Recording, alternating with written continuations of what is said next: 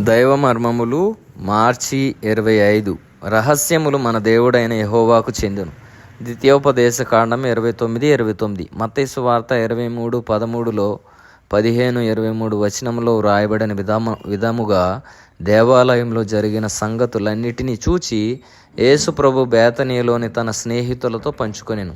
ఆ రాత్రి యేసు ప్రభు దుఃఖముతో నిండిన హృదయముతో బేతనీయకు తిరిగి వచ్చుట నేను ఊహించగలను.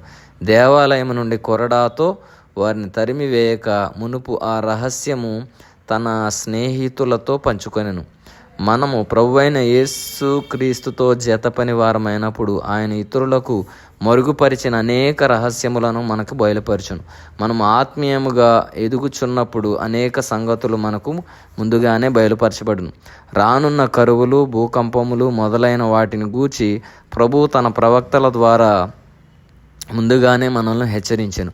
రానున్న తీర్పు కొరకు తన ప్రజలను సిద్ధపరచు ఆధిక్యత మనకు అనుగ్రహించబడి ఉన్నది. ఆ రీతిగా మనము దేవుని హృదయములోని రహస్యములను కొనగొందుము. తన జతపని వారితో తన హృదయములోనున్న రహస్యములను, భారములను, వేదనను పంచుకొనుట 5వసారి బేతనీయకు వెళ్ళుటలో ప్రభు ఉద్దేశమై ఉన్నది. కాబట్టి మనము కూడా దేవుని జతపని వారముగా మనం అయినప్పుడు, ఆయన హృదయానుసారులముగా మనం ఉండినప్పుడు దేవుడు కూడా తన యొక్క విషయములను మనకు, రహస్యములను మనకు పంచుకునేవారుగా ఉంటారు. రాబోయే సంగతులను మనకు చూపించేవారుగా ఉంటారు. అటువంటి జీవితము దేవుడు మనందరికీ దయచేయునుగాక. ఆమేన్.